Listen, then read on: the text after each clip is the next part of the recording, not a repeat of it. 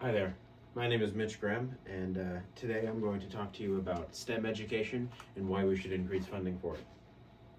You see, studies show that just a 10 to 20% increase in student science scores can translate into trillions of dollars in long-term economic gains. Not millions, not billions, but trillions of dollars. This quality science education can lead to significant income gains later in life, especially for girls and minorities.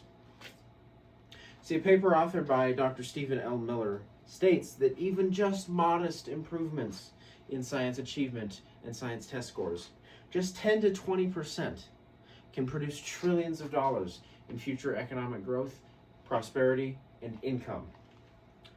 Science literacy boosts innovation, it creates jobs, and it increases wages. Data from the Office of Economic Cooperation and Development, or OECD, links learning gains to national prosperity. Countries with higher science test scores tend to have stronger, more stable, and more varied economies. It is not, however, all good news. You see, Dr. Miller also found a steep decline in STEM interest, especially among girls and minority students, between the 8th and the 10th grade. But it's not just a decline in interest. That decline in interest means lost opportunities for high-income, meaningful work later in life.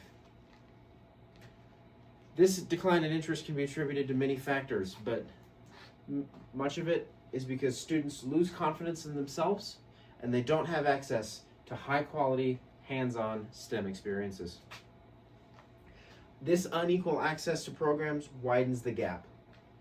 By the time of high school graduation, women and minority students make up less than half of advanced enrollment in science classes. However, this trend is reversible. By increasing funding for STEM education, we can broaden participation in these science fields. Better funding enables better teachers, better equipment, better training, better curriculum, and a better outcome for our students. Dr. Miller's 2025 study shows that computer-based STEM programs boost test scores. Schools that invested in modern computer-based STEM curricula saw higher test scores, renewed enthusiasm, and a closing of that interest gap. So, what does this all add up to? Well, it means that science education drives massive income and innovation gains. But we risk losing these future scientists if we ignore early declines in STEM interest. So that is why I am asking you to support increased funding for science and STEM education. Because if a small boost in science learning can yield this trillions of dollars in value and prosperity, imagine what a full investment could do in our students, our teachers, our economy, and our future. Just imagine what that could do for us. Thank you. My name is Mitch Graham.